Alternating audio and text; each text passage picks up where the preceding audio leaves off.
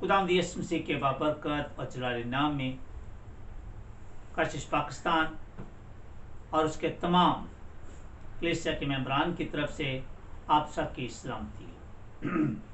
हम नहायत ही खुश हैं और शुक्रगुज़ार भी हैं कि आप हमसे बहुत प्यार करते हैं, हमारे वीडियो को आप देखते हैं और यूट्यूब पे हमारा चैनल है कशिश पाकिस्तान, आप उस पर नए नए पैगाम को देखते हैं ताकि आपकी रूहानी ताजगी हो, आप ईमान में मजबूत हों। और बहुत सारे लोग हमें कॉल करके बताते हैं कि इन पैगाम की वजह से खुदा ने उनकी ज़िंदगी में बड़ा काम किया है। और हम चाहते हैं कि आप इस कलाम को दूसरों के साथ भी शेयर करें ताकि बरकत आपने जो कलाम के वसीले से पाई है वो दूसरे भी हासिल करें। और इस तरीके से आप खुदावंद यीशु मसीह के शागिर्द ठहर सकते हैं और उनके हुक्म पर अमल कर सकते हैं और अपनी मोहब्बत का उनसे इजहार कर सकते हैं। आज के पैगाम का अन्वान है मकाशफा की किताब की 10 अहम सच्चाइयाँ। मकाशफा की किताब की 10 अहम सच्चाइयाँ, 10 great truths of the book of revelation. और आज का पैगाम मकाशफा की किताब उसका पहला बाब उसकी 3री आयत से लिया गया है। और आज के इस हवाले में आप सुनेंगे कि खुदावंद के कलाम में क्या लिखा हुआ है। आए पसर नकीब की मार्फत खुदावंद का कलाम सुने। आज का कलाम हम पढ़ेंगे यूहन्ना अरफ का मकाशफा उसका पहला बाब उसकी 3री आयत से।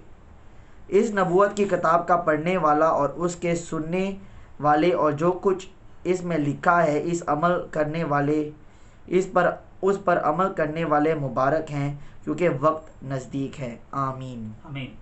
आज की इस तलावत में आपने सुना है कि खुदावंद के कलाम में लिखा हुआ है कि इस नबूवत की किताब के पढ़ने वाला, इसके सुनने वाले और इस पर अमल करने वाले मुबारक हैं। बहुत सारे लोग इस किताब को पढ़ने से डरते हैं क्योंकि उस वक़्त के लिहाज से ये किताब लिखी गई है और उसमें बहुत सारी ऐसी इस्तारे और तशबीहात इस्तेमाल की गई हैं जिनका मतलब जो है वो उस लिहाज से जो है हमें समझना पड़ता है। इस किताब के लिखने के 4 बड़े मकसद थे। पहला मकसद था कि कलीसिया की रूहानी तरक्की हो। दूसरा मतलब था कि कलीसिया इस दुख और मुसीबत की घड़ी में ईमान में मजबूत हो। तीसरा है कि नजात के भेदों को जो इस किताब में पोशीदा हैं उनको कलीसिया पर जाहिर किया जाए। और चौथा मकसद था कि कलीसिया को यीशु मसीह के आमद सानी यानी दूसरी आमद के लिए तैयार किया जाए।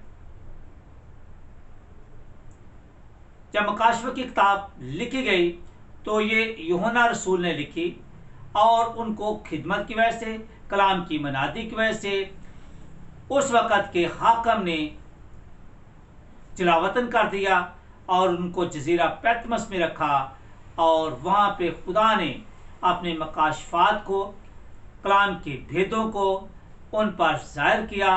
और यही मकाशफा की किताब का मतलब है कि सच्चाई को भी नकाब करना, भेदों को खोलना, राजों को आश्कारा करना, ताकि लोग इसको समझकर अपनी आकबत को संवार सकें, अपनी ज़िंदगी को संवार सकें और खुदा के साथ जो है वो जुड़े रहें।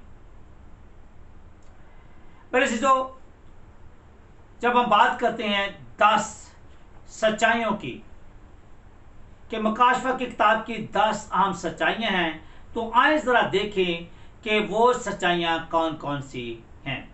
पहली बात है कि दुख और मुसीबतें मसीही ज़िंदगी का हिस्सा है। पहली सच्चाई ये है कि दुख और मुसीबतें मसीही ज़िंदगी का हिस्सा हैं। Persecution is the part of Christian life. हम बशारत की खिदमत यानी मसीह ईमान की वजह से दुख उठाते हैं। इस तरह हम यीशु मसीह के दुखों में शरीक होते हैं। अगर हम यीशु मसीह के साथ ईमान के इस सफर में रमा दमा रहें तो कोई हमें यीशु मसीह की मोहब्बत से जुदा नहीं कर सकता। और यही पौलुस रसूल जो है रोमियो के खत 8 बाब उसकी 35 आयत से लेकर 39 आयत को पढ़ें तो वहां पे पौलुस रसूल कहते हैं कि कौन हमें मसीह की मोहब्बत से जुदा करेगा? क्या दुख, तकलीफ, मुश्किलात, मुसीबतें, भूख, तलवार या और चीजें? हम तो उन भेड़ों की मानद हैं जो ज़बह होने के लिए आगे बढ़ती हैं। We are sheep to be slaughtered। और पतरस रसूल कहता है कि अगर हम अपने ईमान की वजह से दुख और मुसीबत उठाते हैं तो खुदा की रूह का और खुदा के जलाल का ताज हम पर जाहिर होता है, हम पर रखा हुआ है, हमें हासिल होता है, हमें मिलता है और हम अपनी जिंदगी के वारिस ठहरते हैं। दूसरा है, जो दूसरी सच्चाई पाई जाती है वो ये है कि खुदा मर्जी का मालिक है। God is a sovereign Lord. क्या मतलब है इसका? इसका मतलब है कि खुदा मर्जी का मालिक है, खुदा खुद मख्तार है, वो कादिर मुतलक है और वो अपनी मर्जी का मालिक है। वो जिसे चाहे देता है और जिसे चाहे नहीं देता, और ये उसकी मर्जी पर मुनहसर है। और यही खुदा उनके कलाम में लिखा हुआ है कि जिस पर वो रहम करना चाहता है उस पर वो रहम करता है और जिस को वो सजा देना चाहता है वो सजा दे सकता है। जिस तरह रोशनी वक़्त और मकान की मोहताज नहीं होती, इसी तरह खुदा हमारी सोच, हमारे ख्यालात, वक़्त, जगह और मकाम की हद से बाहर है। उसको हम कैद नहीं कर सकते और उसकी वसअत बयान से बाहर है। ज़बूर की किताब में लिखा हुआ है कि खुदावंद वो है जिसका आसमान उसका तख्त और ज़मीन उसके पाँव की चौकी है। वो अपनी मुट्ठी खोलता है और हर जानदार की ज़रूरत को पूरा कर सकता है। वो omnipotent and omnipresent, transcendent and imminent God है और वो हर जगह पे मौजूद है। अगर आपने उसकी मर्जी के मुताबिक चलना है तो फिर जैसे ज़बूर 37 उसकी 4 आयत में, 3-4 आयत में लिखा हुआ है कि delight yourself in the light of God and he will give you the desire of your heart. अपने सब राहें उसके हाथों में दे दी तो वो आपकी रहनुमाई करेगा। तीसरी सच्चाई है कि मसीह बादशाह है। Christ is the king. मसीह का मतलब है खुदा का मसा किया हुआ। और ये लूका की इंजील 4 बाब 18 पे लिखा कि यीशु मसीह कहते हैं कि उसने मुझे इसलिए मसा किया कि कैदियों को रखाई, अंधों को बहनाई और कुछ लोगों को आज़ादी बख्शूं, उनको गुनाह से आज़ादी बख्शूं और उनको खुदा के साथ मिला। जो वो खुदा के निजात के मंसूबे को मुकम्मल करने के लिए इंसान बना और उसने 4 चीज़ें यहाँ पे की हैं। इंसान को अब्दी हालात से और अब्दी हलाकत से बचाया है। इंसान जो उसके पीछे चलता है आज भी वो उसको कसरत की ज़िंदगी अता फरमाता है और गुनाहों की माफ़ी और खुदा और इंसान को दोबारा मिलाता है। उसने हमारे गुनाह अपने ऊपर ले लिए, जिस तरह के यूहन्ना की इंजील 1 बाब 29 आयत में लिखा हुआ है कि देखो खुदा का बर्रा जो जहान के गुनाहों को उठा ले जाता है। और रोमियो के खत में लिखा हुआ है कि जब हम गुनाहगार ही थे वो हमारी खातिर मसलूब हो गया, मर गया। तो इस तरह उसने स्लीप पर चढ़ के इंसान और खुदा को मिलाया और शैतान के मंसूबे को मलियामेट किया। उसने हमें भी अपने काम के लिए चुना, बुलाया और मुकर्रर किया है, ताकि हम फल लाएं और हमारा फल कायम रहे। यीशु मसीह बादशाहों का बादशाह है। जैसे मुकाशवा की किताब 21 बाब उसकी 23 से 24 आयत में लिखा है कि वो बादशाही करेगा, उसकी बादशाही अवधि होगी और उसकी बादशाही की कोई इंतहा नहीं होगी। उसमें सिर्फ सुकून होगा, ना कोई रोना होगा, ना कोई दुख होगा, ना कोई मुश्किल होगी, बल्कि उसमें अमन और चैन होगा। हमारा चौथा पॉइंट है, चौथी आज की सच्चाई है कि अरूचे मसीह, तमाम अशिया यीशु मसीह पर खत्म होती है। All things will be culminate in Jesus Christ. यीशु मसीह इब्तिदा और इंतहा है, वो अल्फा और ओमेगा है, वो शुरू और आखिर है, और इन तमाम चीज़ों की असमत खुदावंद यीशु मसीह पर जाकर ख़त्म होती है। और वो कहता है, जिसने मुझको देखा उसने मेरे बाप को देखा। मैं और बाप एक हूँ, और वही बाप तक पहुँचने का सही रास्ता है।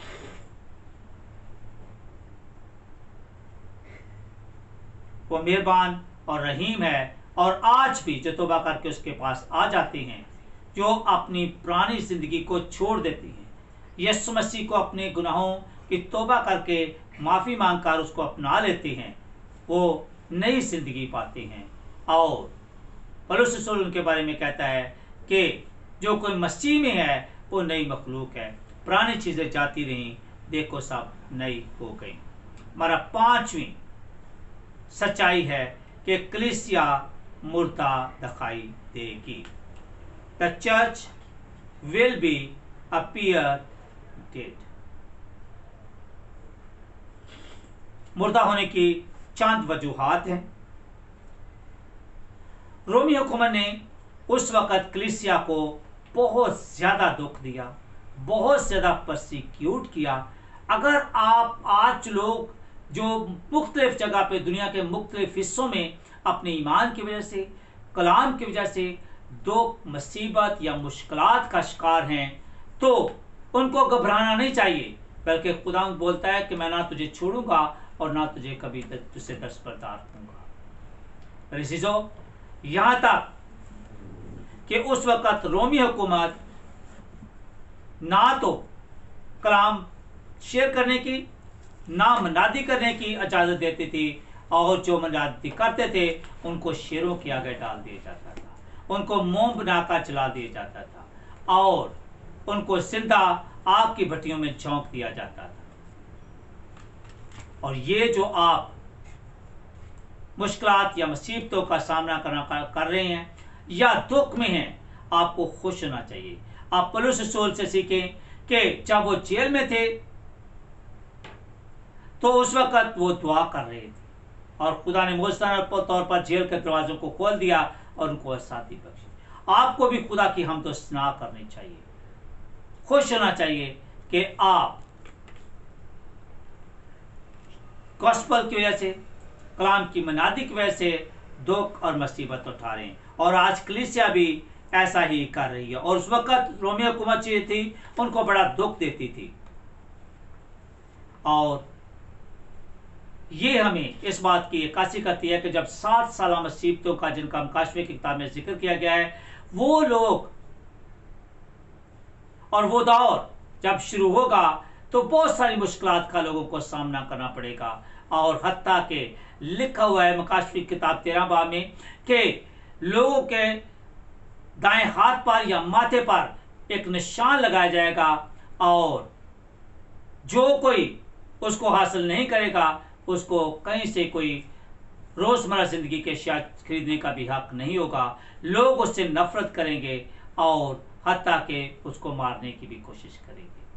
तो आपको घबराने की ज़रूरत नहीं, लेकिन पाक रूह आपकी मदद और रहनुमाई करेगा कि आपको क्या करना है, क्योंकि ये तमाम चीज़ें जो हैं वो मखालफे मसीह की सूरत में होगी। मखालफ मसीह आपको ये आकर नहीं करेगा। मखालफ मसीह जो शैतान है, और ये वो आपको आकर नहीं करेगा कि मैं शैतान हूँ। वो किसी रूप में आएगा और आके आपको दुख देगा, आपके काम में रुकावट का बायस बनेगा, लेकिन आपको घबराने की जरूरत नहीं। जिस तरह मत्ती की इंजील 24 में लिखा हुआ है कि खुदावंद आपको बताएगा, पाक रूह आपको बताएगा कि क्या करना है, और सिर्फ आपको जो है अपने जिंदा खुदा पर ईमान और यकीन को रखकर अपने सफर को जारी रखना है, और आखिर में फतह आपकी है। अगरचे कलीसिया दुख, मुसीबत और मुश्किलात की वजह से मुर्दा दिखाई देती है, लेकिन आखिर में फतह जो है हमारे यीशु मसीह की और कलीसिया की, उसकी दुल्हन की है। छठा एक शैतान ताकत पर और फतहमंद दिखाई देता मगर शिकस्त होता है। उसके पास ताकत है। आप देखिए आजकल बहुत सारे ममालिक में ऐसा हो रहा है कि मसीहियों को दुख दिया जा रहा है, मुश्किलात का उनको सामना करना पड़ता है, लेकिन आपको घबराने की जरूरत नहीं है।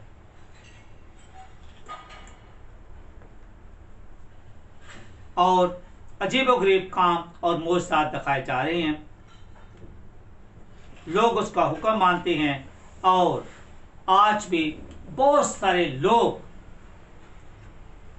कलीसियाओं को बंद करते हैं, मुश्किलात में लोगों को डालते हैं, मसीह ईमान की वजह से उनको लान तान करते हैं, लेकिन आखिरकार शैतान को जो है 1000 साल के लिए जो है वो घड़े में बंद कर दिया जाएगा, और खुदावंद हमारे यीशु मसीह की फतह होगी। सातवां है मसीह लोगों की हिफाजत करेगा। मसीह लोगों की हिफाजत करेगा। ये दूध का दूध और पानी का पानी देखने का वक़्त है। ये खुदा और कलाम की फरमाबरदारी और वफादारी का वक़्त है। ये ईमान को परखने का वक़्त है, जिसके बारे में पतरस कहते हैं कि जब हमारा ईमान जो है वो आग की भट्टी में से गुजरता है तो फिर जो है वो कुंदन बनता है। जब सोना जो है वो आग की भट्टी में से गुजरता है तो फिर वो कुंदन बन जाता है, खालस सोना बन जाता है। एक दफ़ा का जिक्र है कि रोमी हुकूमत में 10 नौजवान थे, वो मसीह थे, और उनको बोला क्या कि आप जो है वहाँ के बादशाह की जो है वो पूजा करें। तो उन्होंने बोला नहीं, हम जिंदा खुदा की इबादत करते हैं, हम उसके सामने झुकेंगे। और उनके ईमान की वजह से उनको बर्फ की झील के ऊपर रात भर जो खड़ा कर दिया गया और वो फ्रोजन हो गए। उन्होंने अपनी जान दे दी, लेकिन अपनी जिंदगी के वारिस ठहर गए। मेरे चीजों, कभी कभी हमें खुदा के लिए अपने आप को पेश करने की जरूरत है, जिसके बारे में वो कहते हैं कि जान देने तक वफादार है तो मैं तुझे जिंदगी का ताज दूंगा। हमारा 8वां पॉइंट है, हम उन चीजों को घटा नहीं सकते जो पहले से मुकर्रर हैं। We can't comprehend the great things that lie ahead. जो हमारे सामने चीजें रखी गई हैं, हम उनको कम या घटा या बढ़ा नहीं सकते। पहले खुदा की तलाश का ये वक़्त है। जब दरवाजा बंद हो गया, जिंदगी खत्म हो गई, उस वक़्त आपको सोचने की कोई जरूरत नहीं है। मैंने एक बहन को जो देखा, और मेरे साथी अपनी जिंदगी में भी ख्वाही, बहुत बड़ी ख्वाही है, वो मैं आपके साथ शेयर करूंगा। लेकिन यह है कि एक बहन है, वो गैर मजहब से जो है वो मसीहत में आई है, लेकिन उसका आने का एक खास वजह थी, कारण था। और वो एक बड़े अमीर घराने में रहती थी, वहां पे से कोई दुख तकलीफ नहीं थी। उसका एक बेटा था, और वो 5 साल के बाद अपने खानदान में अपने माँ बाप को मिलने के लिए गई। वहां पे उसकी छोटी बहन जो थी वो ईमानदार थी, मसीही थी, और वो अपने बेटे को छोड़कर किसी और जगह पे खरीदो फरोख्त के लिए गई। और उसकी बहन जो है, उस दिन इतवार का दिन था, वो उसको चर्च ले गई, और वहाँ पे पादरी साहब ने कलाम के दौरान बताया कि ये लड़का जो है वो सैमुअल की तरह काम करेगा और उसकी तरह बनेगा। जब उसको वापस लाई घर में, उसके बहन ने पूछा कि कहाँ गए थे? ब्रदर, इसको मैं चर्च लेके गई थी। तो बोलते इसको चर्च क्यों लेके गए, हम लोग मसीही नहीं हैं। उन्होंने बड़ा वावेला किया, बड़ा शोर मचाया, बड़े गुस्से हुए कि आपने मेरे फ्यूचर को तबाह किया, आप मेरे घर को तबाह कर रहे हैं। आखिरकार जब वो वापस गई तो ऐसा हुआ कि वो लड़का बीमार हो गया, उसको ब्रेन हैमरेज यानी दिमाग जो उसका बिल्कुल जो है वेजिटेबल बन गया। वो लड़का आखिरकार मर गया। वक्त आया कि जब उसको जो है वो तैयारी के मराहल से तेल वगैरह जो है उसको लगा रहे थे, तो उसकी बहन ने अपने ससुर से कहा कि मेहरबानी करके मुझे 15 मिनट दे दें, क्योंकि उसने अपनी बहन से पूछा था और कहा था कि आपका मसीह झूठा है, आपके पादरी साहब जो है झूठे हैं, आपका कलाम झूठा है और आप भी झूठे हैं, क्योंकि आपने बोला था कि मेरा बेटा सैमुएल की तरह होगा, लेकिन वो तो मर गया है। अब उसने बोला ठीक है, आप खुदावंद पर ईमान रखें और वो सब कुछ करने की सलाहियत रखता है, वो उस मुर्दा बच्चे को जिंदा करने की सलाहियत रखता है। और उसने कहा ठीक है, अगर मैं आज खुदावंद के सामने जब दुआ करती हूँ और आप भी दुआ करें, अगर उसने मोजज़ा ना किया और उस बच्चे को जिंदा ना किया, तो मैं सारी उम्र जो है तेरी गुलामी करूंगी और अपने मसीह ईमान को छोड़कर तेरे मस्जिद में चली जाऊंगी, वापस आ जाऊंगी। और फिर उस बहन का जिसका बेटा तबाह बर्बाद हो गया था, मर गया था, वो अंदर कमरे में बंद करके अपने आप को दुआ करने लगी। और 15 मिनट के बाद जब वो वापस आई तो उसने अपने खामद को बोला कि बच्चे से जो है वो कपड़ा हटा दो। तो जब बच्चे के जिस्म से कपड़ा हटाया गया तो उसने जो है वो दाहिना हाथ जो है वो हिलाया।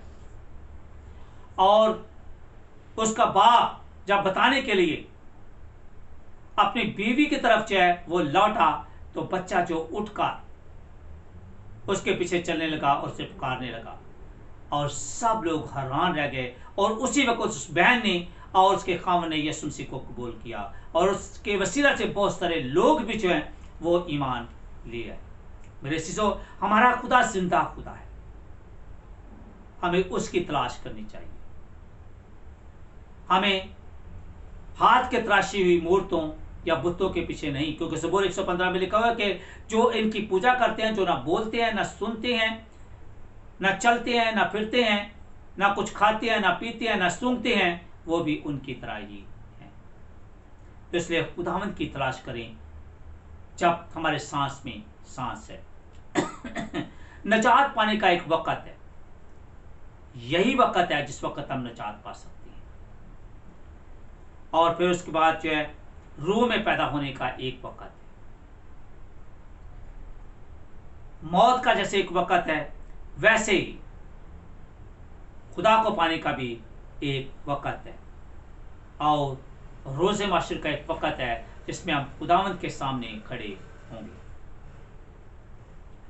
और ये वक्त है, जब ये वक्त गुजर गया तो फिर हम खुदावंद को नहीं ढूंढ सकते। ये सांसों में सांस ना रहा, सांसों की डोरी जो है वो टूट गई, तो फिर हम किसी चीज के नहीं। ये हमारा बदन जो है ये मिट्टी का है, जब ये मिट्टी का बर्तन जो है टूट गया तो फिर हम किसी काबिल नहीं रह जाएंगे। हमारा 9वां पॉइंट है कि इंसाफ किया जाएगा, जस्टिस विल बी डन। आज जो लोग नाइंसाफी का शिकार हैं, याद रखें आपको खुदावंद के सामने खड़ा होना है और अपने अमाल का हिसाब देना है। एक दफा का जिक्र है कि एक अमीर आदमी था, वो कारोबार में बड़ा मसरूफ था और खुदा का फरिश्ता आया, उसने बोला कि चलो भाई आपके जाने का वक्त हो गया है। तो वो क्या करता है, बोलता है थोड़ा सा मुझे वक्त है, मेरी बहुत सारी अपॉइंटमेंट है, मुझे वो काम करने थे। बोलता है नहीं तो आज चलने का वक्त हो गया है। तो जब वो जिद करता है तो बोलता है कि तेरे हाथ में क्या है। वो बोलता है कि एक ब्रीफ केस है, एक सूट केस है। बोलता है इसमें क्या है, इसमें बोलता है तेरी जायदाद है। तो उससे पूछता है इसमें क्या है, क्या मेरे मालो दौलत है। बोलता है नहीं नहीं नहीं, वो भी इस दुनिया की है। बोलता है मेरी बीवी बच्चे हैं। नहीं नहीं नहीं, वो भी इस दुनिया की है, वो तेरे साथ नहीं जाएंगे।